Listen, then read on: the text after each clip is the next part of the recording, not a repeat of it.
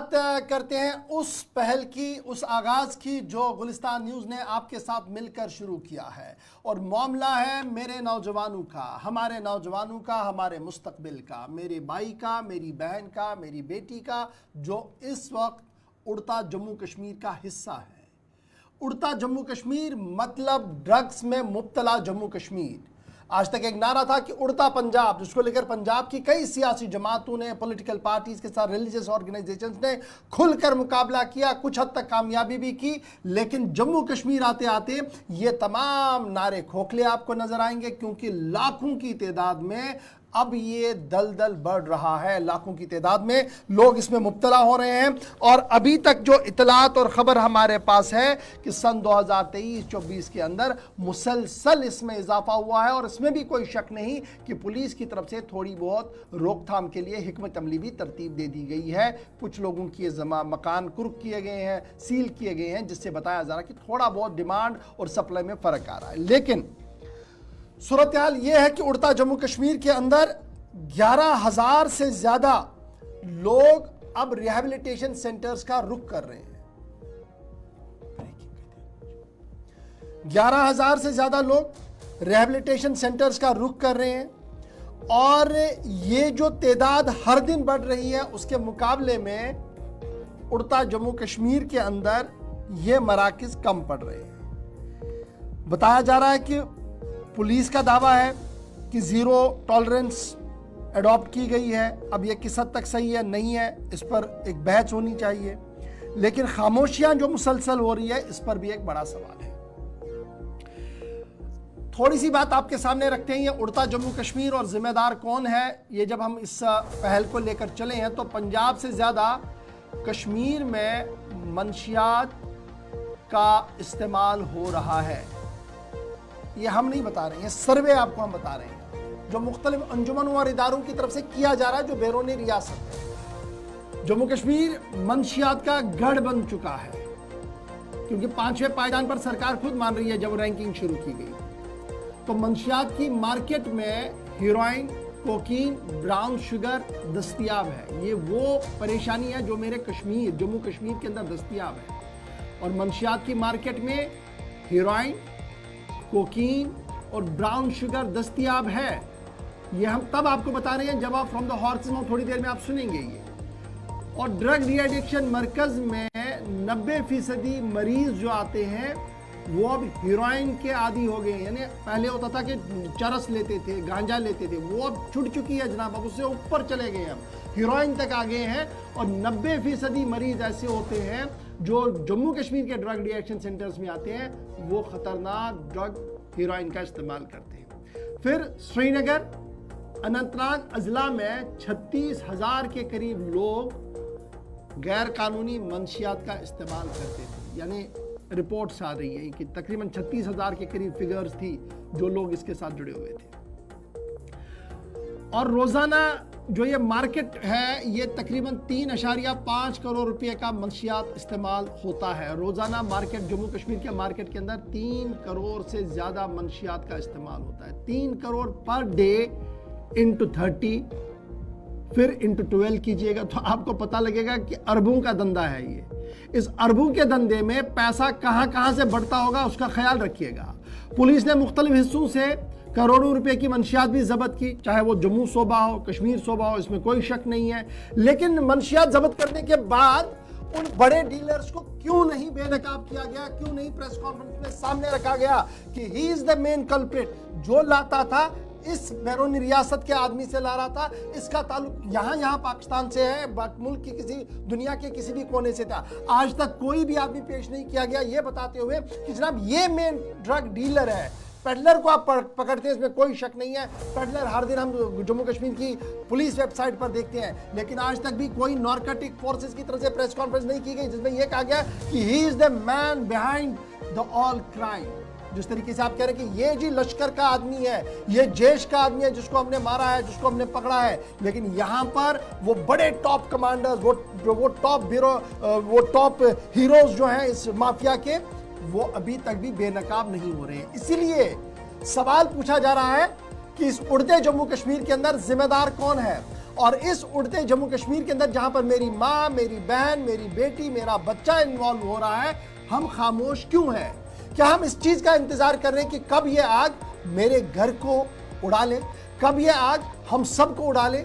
या अब ये हमारी जिम्मेवारी है कि मेरे पड़ोस में लगी आग को बुझाना है, उस बच्चे को दिल से लगाना है, गले से लगाना है, उसकी मुश्किलों में उसका साथ देकर उसको इस दलदल से बाहर निकालना है, न कि एक कंप्लीट डिनाइल में जाना है। एक बड़ा सवाल आज के दिन में। अब फटाफट से आपको एक साउंड बाइट हम सुनाते हैं, जिसके बाद आपको इस बात का अंदाजा होगा कि जम्मू कश्मीर के अंदर सूरत हाल आज के दिन में किस तरीके की है। क्योंकि हमारे सीनियर साथी विनोद कुमार ने कल मुख्तलिफ मरकज़ों में जाकर मुख्तलिफ बच्चों से जब बात की तो हमारे भी होश उड़ गए हैं। उनमें से चंद बातें आपके सामने आज रख रहे हैं। मेरे को ड्रग यूज़ करते यही कोई 6 साल हो गए। स्टार्टिंग में सर मेरा यही था कि मैं मतलब अपने से बड़े दोस्तों के साथ मेरा साथ था, वो ये सब यूज़ करते थे, तो मैंने भी मतलब ट्राई के चक्कर में, मतलब मज़ा लेने के चक्कर में ट्राई किया। ये सर जो नशा करने वाले लोग हैं, इससे बच के रहना चाहिए सर। हाँ, मेरा यही था सर, मैं स्टार्टिंग में अपने से बड़े दोस्तों के साथ रहता था, उनके साथ मैंने यूज़ किया, तो मेरे को मतलब मैं अब एडिक्ट बन चुका हूँ। मेरे को 7 साल हो गए यूजिंग में। तो मैं यही मैसेज देना चाहता हूँ सर कि मतलब जो आने वाली न्यू जनरेशन है, जो अभी के बच्चे हैं, वो मतलब थोड़ा ध्यान रखें, गलती से भी ये सब चीज़ें यूज़ ना करें, नशे से दूर रहें। प्रण लेता हूँ मैं कि मैं अब नहीं करूँगा। बंदा नशे में माँ को माँ नहीं समझता, बाप को बाप नहीं समझता, अपनी फैमिली को फैमिली नहीं समझता। उसको एक ही चीज़ से प्यार होता है, सिर्फ नशे से। उसको उसका नशा मिलना चाहिए, और कुछ मिले, खाना मिले ना मिले, घर वालों का प्यार मिले ना मिले। मेरी खुद की इच्छा थी सर, मैं तंग आ गया था सर नशा कर करके। मेरी खुद की इच्छा थी नशा छोड़ने की, इसलिए मैं डी एडिक्शन सेंटर में आया। मैं सर तंग आ गया था नशा कर करके। मैं इंजेक्ट कर रहा था सर, और अब तो लास्ट टाइम ये हुआ था कि ना मैं मतलब इंजेक्ट कर पाता था, मेरी कोई नर्व नहीं मिलती थी, ना ही मैं अपने आप को इंजेक्ट कर पाता था। मैं बहुत तंग आ गया सर, घर पे चोरियां वगैरह ये वो, ना घर वालों को धोखा दे रहा था, ना मतलब हर तरह की सर बुरी चीज़ मैंने की, नशा मतलब चोरी की। ये कहानियां अब हम आपको बताएंगे एक एक करके सारी, क्योंकि एक डिटेल एनालिसिस हमारी तरफ से भी हो रहा है, और जो फीडबैक आपकी तरफ से आ रहा है उसके लिए आपका बहुत बहुत शुक्रिया कि आप इस आवाज़ के साथ जुड़ रहे हैं, और आहिस्ता आहिस्ता करके इस आवाज़ को एक मोमेंट, एक तहरीक बनानी है। और ये तहरीक हमने नफ़रत की नहीं बल्कि मोहब्बत की बनानी है। उन लोगों के लिए मोहब्बत की तहरीक बनानी है जो इस दलदल में है, और इन्फोर्समेंट एजेंसीज को इतना मजबूर करना है कि वो उन बड़े डीलर्स से पर्दा हटाए जिनके ऊपर ये पूरा माफिया चलता है। और यही वजह है कि कई बार पुलिस पर सवाल उठ रहे हैं कि जनाब ये छोटे छोटे प्लग्स तो आप कर रहे हैं, लेकिन जो मेजर फॉल्ट है, जो 330 केवी के साथ आगे बढ़ रहा है, 550 किलोवाट की स्पीड से आगे बढ़ रहा है बिजली का करंट, इसको जब तक आप डिस्कनेक्ट नहीं करेंगे तब तक ये करंट हमारे साथ फैलता रहेगा। उम्मीद है कि पुलिस भी आज अपना काम करेगी। सियासी जमातें, पॉलिटिकल पार्टीज की खामोशी एक बड़ा सवाल मेरे लिए है। और फिर मजहबी पेशवा जिन्होंने अब सिर्फ जुम्मे के खुतबे तक एक आधी लाइन में इसको रोल ऑन किया है, शायद ये काफ़ी नहीं है। हमने अपने मराकज़ के अंदर, अपने खानकाहों के अंदर, अपनी मस्जिदों के अंदर, अपने हलकों के अंदर खुलकर उन लोगों की निशानदेही करनी होगी और उनके साथ मोहब्बत के साथ आना होगा, एक। और दूसरा बड़ा सवाल ये है कि जब हमारी मजहबी पेशवा चंदा लेते हैं तो वो ज़रा आज इस बात का फैसला करें कि मैं जिस आदमी से चंदा ले रहा हूं, क्या ये पैसा ड्रग्स का तो नहीं है और मेरे इदारे में आ रहा है सिर्फ इसलिए कि ये वाइट कॉलर बने, ये लगे कि यार ये बहुत दान पुण्य वाला आदमी है। इस पर हमें गहराई के साथ सोचने की ज़रूरत है। बहरहाल ये तो मेरी तमहीदी अल्माज थे, लेकिन ज़रा डॉक्टर साहब के पास चलेंगे। आज हमारे साथ डॉक्टर उमर जान साहब हैं और पिछले काफ़ी दिनों से, बल्कि काफ़ी सालों से इस पूरे मामले पर गहरी नज़र भी रख रहे हैं। डॉक्टर उमर जान साहब, बहुत बहुत शुक्रिया वक्त निकालने के लिए और गुलिस्तान न्यूज़ की इस मुहिम को आगे बढ़ाने में जिस तरीके से आप हमारे साथ आज जुड़े हैं, आपका बहुत बहुत शुक्रिया। ये जो छोटी सी बात हमने बताई कि जनाब आंखों का लिहाज ख़त्म होता है, शर्म व हया ख़त्म हो जाती है, क्राइम बढ़ रहा है, चोरियां हो रही है। मैं नहीं अब बता रहा हूं, अब ये वो लोग बता रहे हैं जो इसके साथ जुड़े हुए हैं। आप कंटिन्यूसली इन पेशेंट्स को देख रहे हैं, इनकी साइकी को समझ रहे हैं। क्या यह हादसाती तौर पर यहाँ तक पहुंचे हैं, या ये एक मुनज़्ज़म साजिश है जिसका शायद हमें भी इल्म नहीं था और इन्हें भी इल्म नहीं है? पहले तो अस्सलाम वालेकुम। मैं पहले मुबारकबाद देना चाहता हूँ गुलिस्तान न्यूज़ को कि उन्होंने ये सीरीज स्टार्ट की है जिसकी बहुत शिद्दत की ज़रूरत है जी। आई थिंक कि एक अवेयरनेस प्रोग्राम ही एक ऐसी चीज़ है जो हम कर सकते हैं, घर घर जाके लोगों को अवेयर करें। और जब से आपने ये सीरीज स्टार्ट किया मेरे को भी अच्छे इनपुट्स मिल रहे हैं मेरे खुद के डिस्ट्रिक्ट से, जहाँ पे मैं काम करता हूँ, डिस्ट्रिक्ट गांधरबल में, तो इसका इफेक्ट हो रहा है।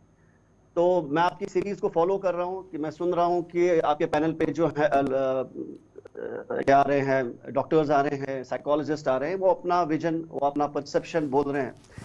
मैं आज के मौजू पे दो चीजें बोलना चाहूंगा जो बहुत ही डीपली कनेक्टेड हैं इस नशे के साथ, जिसका ऑब्वियसली आप हम खुल के भी नाम बोल सकते हैं, उड़ता कश्मीर, जहाँ पे हम हर एक परेशान है। देखिए, जब हम डायरेक्टली पेशेंट के साथ मिलते हैं, 1 to 1 अपने कैबिन में मिलते हैं, हर एक पेशेंट की अपनी स्टोरी है। किसी ने सिगरेट से स्टार्ट किया, हेरोइन पे पहुंच गया, किसी ने डायरेक्ट हेरोइन पे स्टार्ट किया, किसी ने चरस से स्टार्ट किया, और हर एक की अपनी स्टोरी है। कोई अनएम्प्लॉयमेंट का नारा देता है, कोई डोमेस्टिक इशू का नारा देता है, कोई मैरिटल इशू का नारा देता है, और कहीं एकेडमिक फेलियर का नारा देता है, कहीं कहीं सोहबत का असर जो बोला जाता है उसका नारा देता है। या तो हम बोलते हैं कि कश्मीर में जी भाई 30 साल से टर्मोइल चल रहा है, उसके बाद आर्टिकल 370 हो गया, कोविड हो गया, हम तो फंस गए, हम नशा कर रहे हैं। लेकिन मैं इन चीजों को नलिफाई करता हूं क्योंकि मेरे भी कई दोस्त रह चुके हैं, मैं भी दिल्ली में रहा हूं, वो भी कभी अल्कोहल लेते, मैंने नहीं लिया। अगर मैं किसी इंसान को बोलता हूं 2 और 2 5 होते हैं और वो एक्सेप्ट करता है, वो तो उसकी बेवकूफी है क्योंकि वो मेरी बात से इन्फ्लुएंस होता है। सो अगर कोई भी इंसान किसी भी चीज को लेके इजीली इन्फ्लुएंस हो जाता है, दैट मीन्स हम समझते हैं कि कहीं ना कहीं एक मेंटल कंपोनेंट, एक साइकोलॉजिकल कंपोनेंट इन्वॉल्व है। अगर हम ग्रास रूट की बात करें, जो बेसिक चीज है इस सब्सटेंस अब्यूज को लेके, ये मेंटल हेल्थ डिसऑर्डर है। जब हम एक पेशेंट को सामने बिठाते हैं, हम उसको रीजंस पूछते हैं, हम एक उसकी पर्सनल असेसमेंट करते हैं, उसकी पर्सनालिटी को असेसमेंट करते हैं, हमको पता चलता है ये बंदा, ये पेशेंट जो हमारे पास बैठा है, ये कहीं ना कहीं पिछले टाइम में 1 साल में 2 साल में एक साइकेट्रिक बीमारी का शिकार था। कहीं एंजाइटी थी, कहीं डिप्रेशन था, कहीं बाइपोलर अफेक्टिव डिसऑर्डर था, जहां इसने अपना इलाज ना करके दाएं बाएं जाके दूसरी दवाइयों का इस्तेमाल करके सब्सटेंस अब्यूज में पहुंच गया। मैं आपको एक अच्छी सी पिक्चर दूंगा। 2022 की बात है, 2022 की बात है। मेरे क्लिनिक पे एक लड़की आती है जो कि 27-28 साल की लड़की है, एंजाइटी लेके आती है, और हम इलाज उसका स्टार्ट करते हैं तो अल्हम्दुलिल्लाह 5-6 हफ्ते में पेशेंट ठीक हो जाता है। तो मैं उसको बोल के जाता हूं कि बेटा देखो, आपको अब 2-3 महीने बाद आना है, दवाई छोड़ना नहीं, कोई भी दिक्कत हो ये दवाई लेना, कोई भी दिक्कत हो ऐसे यूज करनी। पेशेंट डिसअपियर हो जाती है, उसके बाद नहीं आती है। तो अगले साल की बात है 23 की, मेरे को क्लिनिक से फोन आता है कि डॉक्टर साहब ऐसी पेशेंट है तो इनको दिखाना है। मैंने कहा ठीक है। तो पेशेंट माफी मांगती है, कहती है कि हाँ मेरे से गलती हो गई, मैं एंजाइटी का इलाज कर रही थी, मैंने बीच में छोड़ दिया, अब मुझे आज भी एंजाइटी है और मेरी माँ भी साथ है, इसको भी एंजाइटी है। तो हम और नए सिरे से इलाज शुरू करते हैं और वही चीज होता है, साइक्लिक व्यू में पेशेंट डिसअपियर हो जाता है। और सरप्राइजिंगली जस्ट 3 महीने पहले मेरे क्लिनिक पे ये पेशेंट और आ जाती है, इस टाइम भी एंजाइटी है, लेकिन आप चौंक जाएंगे कि ये पेशेंट एंजाइटी का इलाज एक दवाई से करती है जो उसको कहीं से मिली है, जिसका नाम बुप्रेनॉर्फिन प्लस नैलेक्सोन। ये कॉम्बिनेशन है, या उन पेशेंट्स को देते हैं जो हेरोइन का नशा करते हैं।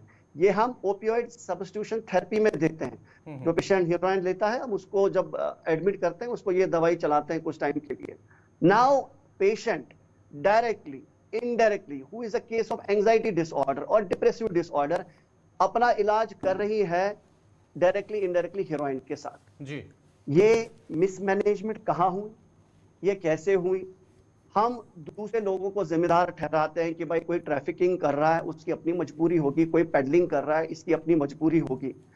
हम अगर साइंस की किताब खोलें, अगर हम बोले कि 1 ग्राम से ज्यादा कोई कॉफी पीता है वो भी नशा करता है, तो आप समझिए जब एक मेंटल हेल्थ का पेशेंट जिसको एंजाइटी डिप्रेशन है, जो स्टिग्मा की वजह से मेरे पास ना आते हुए, क्योंकि जब एंजाइटी होती है, घबराहट होती है, बेचैनी होती है, सर में दर्द होता है, स्टोमक में पेन होता है, पेशेंट मानने के लिए तैयार ही नहीं है कि उसको कोई साइकेट्रिक डिसऑर्डर है, और वो चला जाता है कार्डियोलॉजिस्ट के पास, गैस्ट्रोएंटरोलॉजिस्ट के पास, फिजिशियन के पास, जो समझते हुए भी उसको एनआरएक्स दवाई स्टार्ट करता है जिसको वो चलानी नहीं आती है, और पेशेंट हल्का हल्का ठीक हो जाने लगता है। लेकिन इसमें ऐसी दवाइयां हो जाती हैं जो नशे का सबब बनती हैं। तो नशा कैसे होता है? ये जब दवाइयां कारगर नहीं होती हैं, ये जब ऑफ प्रेस्क्रिप्शन नहीं मिलती हैं, डॉक्टर ने 2 हफ्ते की दवाई लिखी, ये मिसयूज होके 2 साल 4 साल चलती है। अभी गवर्नमेंट स्ट्रिक्ट है, ड्रग इंस्पेक्टर हैं जो विजिलेंट हैं, जो अकाउंटेबल बनाते हैं दुकानदारों को कि भैया तुमने ये दवाई दी कैसे। तो इन पेशेंट्स को जब दवाई नहीं मिलती है और ये अल्टीमेटली फिर लेफ्ट एंड राइट नशा करने की कोशिश करते हैं, जहां पे हीरोइन में लैंड करते हैं। हम यहाँ पे किसी हद तक डॉक्टर्स को भी ब्लेम कर सकते हैं जो अपनी स्पेशलिटी के पेशेंट नहीं देखते हैं। अगर डॉक्टर उमरजान एक साइकियाट्रिस्ट है, मुझे सिर्फ दिमागी मरीज देखना है, मेरा डायबिटीज के साथ कोई लेना देना नहीं है, मेरे को ब्लड प्रेशर की पिल नहीं लिखनी है, ये मेरी एक निजी जिम्मेदारी बनती है कि मैं इस पेशेंट को रेफर करूं फिजिशियन के पास, कार्डियोलॉजिस्ट के पास, नेफ्रोलॉजिस्ट के पास, इसकी जो भी अंडरलाइन कोमोर्बिडिटी है जी। अब ये जो पेशेंट जो मेरे पास, जैसे अभी मैं एक डिएडिक्शन सेंटर में हूं, मैं इन पेशेंट्स की देखभाल करता हूं, इनका ट्रीटमेंट करता हूं। आज हमारे पास कम से कम 35 पेशेंट्स हैं जो एडमिट हैं, और ये सिर्फ हीरोइन नहीं लेते हैं, ये पॉलीसब्सटेंस है, इसमें चरस है, और इसमें अल्कोहल है, इसमें सिगरेट है, और इसमें ये दवाई भी है जो एक फिजिशियन, कार्डियोलॉजिस्ट, गैस्ट्रोएंटरोलॉजिस्ट को इस्तेमाल नहीं करनी चाहिए एक मेंटल हेल्थ पेशेंट के लिए, और वो कर जाता है क्योंकि वो अपना पेशेंट खोना नहीं चाहता किसी ओपीडी लेवल पे। और जो और ये पेशेंट उसको 1 डे ट्रीटमेंट लेना है बेड टाइम पे, इसको नींद आ जाती है। अब यही पेशेंट ये 4 स्ट्रिप्स लेता है, that is equivalent to 40 tablets. अब इसको 0.5 0.2 से मल्टीप्लाई करके भी जाएंगे, ये कहीं पे 20 मिलीग्राम की दवाई बनती है। आप हीरोइन को साइड में छोड़िए, ये सबसे बड़ा वहियात नशा है। जिस दिन पेशेंट को ये नहीं मिलेगा, उसकी पैल्पिटेशन, उसकी एंजाइटी उस उरूज पे पहुंचेगी जहां पे वो कार्डियक अरेस्ट में भी आ सकता है। सो हम अभी मल्टीपल फैक्टर्स को झेल रहे हैं। सबसे बड़ी प्रॉब्लम है कि हम अपने बेसिक्स को ठीक करें। जब हम ही डॉक्टर्स पेशेंट को एडिक्ट बना रहे हैं, मेरे पास एक बूढ़ी औरत गांधरबल से आती है, मैं उसको पूछता हूं, वो एंजाइटी लेके आती है या बाइपोलर लेके आती है, पीछे से अटेंडेंट मेरे को दिखाता है कि ये सोती नहीं है, ऐसे दिखाता है कि इसके दिमाग ठीक नहीं है। मैं उसको बोलता हूं क्या करती है, कहती है गालियां देती है, ये सोती नहीं है, रात भर जागती है, गड़ी गड़ी बातें करती है, हर एक बात रिपीट करती है। जब उसको पूछते हैं ये सोती है, कहती है डॉक्टर साहब ये लिए दवा फुल खाइए, जब ये टैबलेट खाएगी तब ये सोएगी। हमारी साइकेट्री किताब लिखती है भैया आप ये दवाई इस्तेमाल करो, ये 4 हफ्ते इस्तेमाल करो, 8 हफ्ते इस्तेमाल करो, इसको टेपर डाउन करके दवाई बंद करो। लेकिन इसी डॉक्टर साहब ने ये चलाई है, और ये बुजुर्ग माँ हमारी 20 साल से यही दवाई ले रही है। अब ये 20 साल की दवाई इंस्टेंटली मैं कैसे बंद करूं? आप इसको आप कन्विंस भी नहीं कर सकते एक अनपढ़ औरत को, एक बुजुर्ग औरत को जिसको इसकी नॉलेज नहीं है, इंसाइट नहीं है बीमारी। आज उमर साहब जो बाप आपने खोल दिया ना, ये मेरे लिए भी एक नया रिसर्च था। मुझे अभी तक लग रहा था मैं जिम्मेदार हूँ एज अ जर्नलिस्ट, मुझे लग रहा था मेरे पॉलिटिशियन जिम्मेदार हैं, वो खामोश है। मुझे लग रहा था मेरे पेशवा, मजहबी पेशवा जिम्मेदार है, वो खामोश है। आज आपने एक और बाप इसमें ऐड कर दिया कि मेरे डॉक्टर साहिबान जो डायरेक्टली इनडायरेक्टली कुछ ऐसी दवाइयाँ लिखते हैं सिर्फ इसलिए कि उनका पेशेंट उनके साथ टिका रहे और उनका नाम बना रहे कि जनाब इसका फ़र्क हो रहा है। ये भी एक ड्रग का इशू बन गया है। और ये डायरेक्टली आपके सेंटर में नहीं आ रहा है, ये वो वाला नहीं है जो इंजेक्ट कर रहा है, ये घर बैठे आराम से ड्रग कर रहा है। ये एक नई थ्योरी आज मेरे सामने आई है और इसके बाद मेरे सामने भी बड़े अल्फाज अब कम पड़ रहे हैं कि अब हम कहाँ कहाँ पर प्लग करें, कैसे कैसे पर प्लग करें। सिर्फ चंद पैसों के लिए अगर इस तरीके का मामला चलेगा मेरी रियासत के अंदर, फिर तो ऊपर वाला ही हाफिज है। लेकिन मैं ज़रा आऊँगा उन लोगों पर जो ये इनटेक करते हैं हीरोइन। पहले हम देखते थे कि एक छोटा सा नशा होता था, चरस या बंग, कुछ इलाकों के अंदर हम देखते थे, साउथ या नॉर्थ के अंदर इस तरीके की खबरें थी। ये जो इनटेक की हम खबर बता रहे हैं कि बहुत ज़्यादा हो गया जी, हीरोइन, कोकीन और इस तरह की, क्या मैं ये मानूं कि एक इजी एक्सेस है आज के दिन में, क्योंकि आप डायरेक्टली पेशेंट से डील करते हैं? वो आपको क्या इनपुट दे रहे हैं? देखिए, अभी जो उरूज पे है वो हीरोइन है। हम हीरोइन को डिफरेंट कैटेगरीज में बांटते हैं, हम ओपियोइड का नाम देते हैं इसको। अब एफोर्डेबिलिटी की बात है, मेरे पास ऐसे भी पेशेंट है जिनका बहुत सॉलिड बिजनेस चल रहा है, बहुत मतलब उनकी दिन की इनकम लाखों की है। वो 1 ग्राम हीरोइन जो कि 6 से 8 हज़ार रुपए में मिलता है मार्केट में, या किसी को 10 हज़ार रुपए में मिलेगा जिसकी शिद्दत ज्यादा है, और वो अफोर्ड कर पाता है। अब जो पेशेंट जो पाउडर फॉर्म है, जो वो आईवी इंजेक्शन, इंसुलिन के इंजेक्शन में लगा के आईवी लाइन में डालते हैं, अपने वेन्स में डालते हैं, अब जो पेशेंट उस चीज को एफर्ट नहीं कर पाते हैं वो ऑरल टैबलेट्स पे आते हैं। ऑरल टैबलेट्स का मतलब है ये पेन किलर्स होते हैं, ट्रेमाडोल होता है, स्पॉक्सोप्रोक्सिबिन होता है, या खांसी का सिरप होता है लिक्विड। ये इनको कहीं ना कहीं से जुगाड़ हो जाता है, ये डॉक्टर को भी बेवकूफ बना सकते हैं। ये डॉक्टर के पास जाते हैं, क्योंकि मेरे पास भी ऐसे पेशेंट आए हैं जिन्होंने मेरे को कहा कि डॉक्टर साहब दर्द है, लेकिन आप मेरे को वो दवाई नहीं देना जिसमें डिक्लोफेनाक पड़ता है, जो कि हम यूजुअली खाते हैं, या पायरोक्सिकैम खाते हैं, या नॉर्मल पेन किलर्स हैं। डॉक्टर साहब मेरे को ना ट्रेमाडोल सूट करती है, आप मेरे को वो रखो। तो पेशेंट कभी कभी मांगते हैं, तो अपने पैसे की अफोर्डेबिलिटी के हिसाब से जिसके जितना खर्चा होगा वो कोशिश करते हैं। अब हीरोइन अभी अरूज पे है, हीरोइन का सबसे ज्यादा इस्तेमाल होता है डिफरेंट फॉर्म्स में, पाउडर फॉर्म में, लिक्विड फॉर्म में, टैबलेट फॉर्म में, और ये सबसे स्ट्रॉन्गेस्ट पेन किलर माना जाता है जो कैंसर की पेन भी रिलीव करे। तो आप समझ सकते हैं वो कितना स्ट्रॉन्ग पेन किलर होता है। और वो ये कंज्यूम करते हैं दिन में 40 to 80 टैबलेट्स। डॉक्टर साहब एक चीज़ और जानना चाहेंगे, जिस तरह से ये हीरोइन या दीगर जो नशा है, ड्रग है, इस्तेमाल करने की तो केसेस जो है वो आए रोज़ इजाफा उनमें देखा जा रहा है।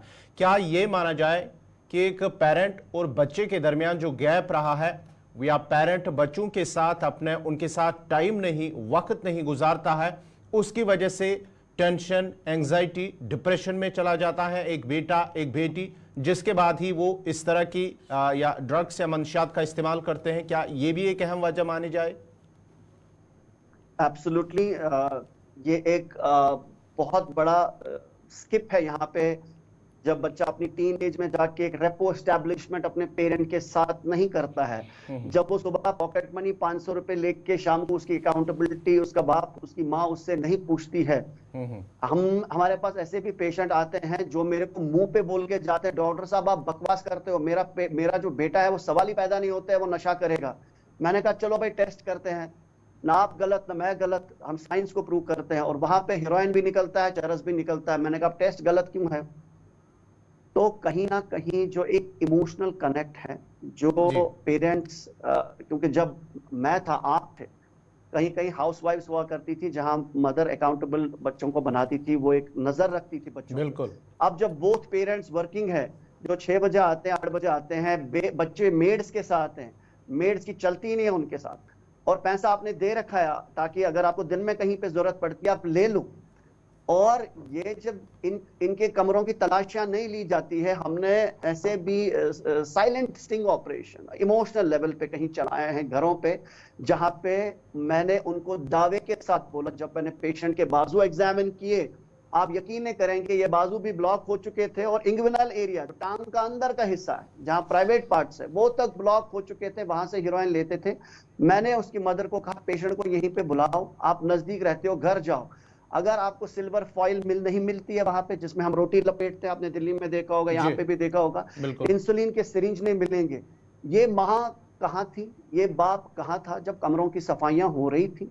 जब पैसे दिए जा रहे थे कि भैया तुम 1 लाख रुपए का आईफोन ले लो, जाओ कि तुम गाड़ी में गुरेज जाओ अपने दोस्तों के साथ घूमने, ये लो 20,000 25,000, इसकी अकाउंटेबिलिटी तो दो। बिल्कुल। मैं इंडिपेंडेंट इंसान हूं, मेरे घर में मेरी जब तनख्वाह आती है, मेरी मदर मेरे को बिठा के अकाउंटेबल बनाती है इस उम्र में। अब जब टीन एज है तो ये घर वालों की रिस्पॉन्सिबिलिटी बनती है। बिल्कुल। और उस पे आके हमारे साथ पेशेंट्स, कभी अटेंडेंट्स रूड भी हो जाते हैं, वो मानने के लिए तैयार ही नहीं है। हमारा नहीं, अभी भी हमारे पास ना वो डिनाइल मोड है कि जनाब मेरा बच्चा तो ये कर नहीं सके। डॉक्टर साहब बस एक छोटी सी बात आपके सामने मैं रखना चाहता हूँ, क्योंकि एक साथी हमारे ये सोशल मीडिया पे 2 बार मुझे ये सवाल लिख चुके हैं। दरअसल इनका मामला है कि एक अच्छे ऑफिशियल है हमारे, कह रहे हैं कि जनाब मेरा बेटा बड़ा इरिटेट है, 6ठी 7वीं में पढ़ता है, लेकिन बहुत इरिटेट रहता है और इन 2-3 दिनों से मुझे अब लग रहा है कि शायद कहीं वो भी इस दलदल में ना फंसा हो। इनके लिए इब्तिदाई क्या कुछ होगा ताकि अपने बलबूते पर ये चेक करें कि क्या इनका बच्चा इस दलदल में तो नहीं है? देखिए गौर साहब, मैं एक मैसेज देना चाहता हूँ अपने कश्मीरियों को। हमको शायद पता ना हो, अगर हम एक कंट्री की बात करें भूटान की, वहां पे जो पेशेंट्स नशा करते हैं, जो लोग नशा करते हैं, उनको हम पेशेंट समझते हैं जी, अपने भाई समझते हैं, अपनी पॉपुलेशन समझते हैं, अपने भटके हुए नौजवान समझते हैं। जो पेडलर होते हैं, जो तस्करी करते हैं, उनको सजा होती है। सबसे इंपॉर्टेंट चीज है स्टिग्मेटाइज नहीं होना है। जो भी आपको ये क्वेश्चन पूछ रहे हैं, इनसे कहना है कि आपका जो नियर बाई साइकाट्रिस्ट हो, हम नशे को साइड में ही रखेंगे, नशा aside, let's talk about mental health issue only. अगर उस बच्चे को एंजाइटी है, उसको डिप्रेशन है, उसको कोई भी अंडरलाइंग साइकेट्रिक डिसऑर्डर है, ये सिर्फ और सिर्फ साइकेट्रिस्ट के सुपरविजन में देखा जाना चाहिए। अब क्या करते हैं जो पढ़े लिखे लोग हैं, वो कहते हैं मेरा बच्चा दवाई नहीं खाना चाहिए, इसकी लत लगती है, ये गलत है। इनको लगता है इन दवाइयों के साइड इफेक्ट इतने हैं, उतनी तो बीमारी खुद नहीं है, ये भी गलत है। ये दवाइयां शायद जिंदगी भर खानी है, ये भी गलत है। और ये शॉर्टकट करके क्लिनिकल साइकोलॉजिस्ट के पास चले जाते हैं, वो भी गलत है। साइकेट्रिस्ट ही एक ऐसा शख्स है जो डिसाइड करेगा कि पेशेंट को काउंसलिंग करनी है या दवाई खानी है।